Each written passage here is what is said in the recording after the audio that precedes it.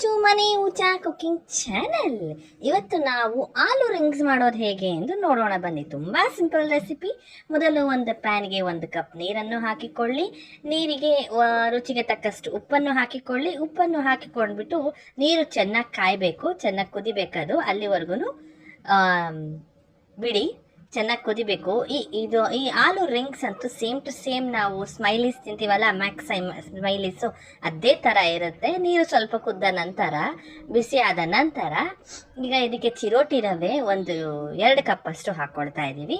ಚಿರೋಟಿ ರವೆನ ಹಾಕ್ಕೊಂಡ್ಬಿಟ್ಟು ಇದು ನಾವು ಸ್ವಲ್ಪ ಲೈಟಾಗಿ ಈ ಥರ ನೋಡಿ ಸರ್ಲಕ್ ಮಾಡ್ತೀವಲ್ವ, ಆ ಹಂತಕ್ಕವರೆಗೂ ತಿರುಗಿಸ್ಕೋಬೇಕು.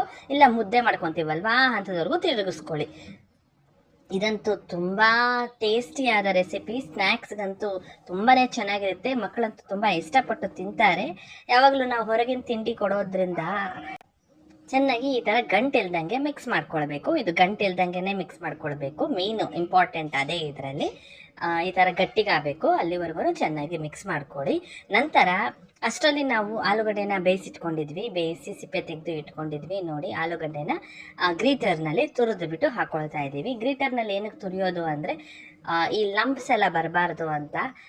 ನೋಡಿ, ಈ ಥರ ಹಿಟ್ಟು ಕಲಿಸ್ಕೊಂಡ್ಬಿಟ್ಟು ಇಟ್ಕೊಳ್ಳಿ.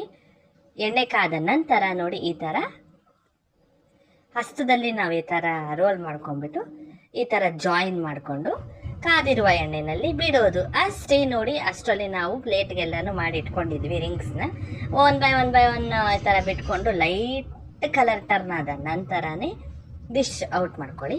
ಪ್ಲೇಟಲ್ಲೆಲ್ಲ ಮಾಡಿ ಇಟ್ಕೊಂಡ್ಬಿಟ್ಟ ಅಂದರೆ ತುಂಬಾ ಈಸಿ. ಎಣ್ಣೆ ಕಾದ ತಕ್ಷಣವೇ ಟಕ ಟಕ ಟಕ ಟಕ ಟಕ ಅಂತ 1 ಬೈ 1 ಈ ಥರ ಬಿಡ್ತಾ ಇರಬಹುದು.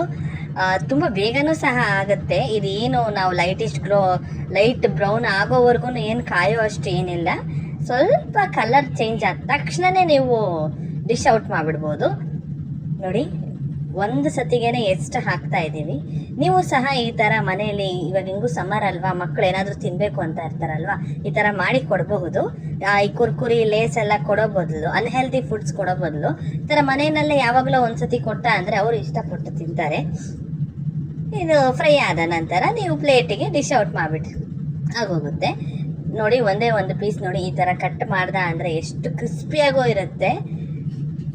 ಸಾಸ್ನಲ್ಲಿ ಸಾಸ್ ದ ಬೆಸ್ಟ್ ಕಾಂಬಿನೇಷನ್. ಇದಕ್ಕೆ ನೀವು ಮಾಡ್ಕೊಳ್ಳಿ, ತಿನ್ಕೊಳ್ಳಿ. ಆಲೂ ರಿಂಗ್ಸ್.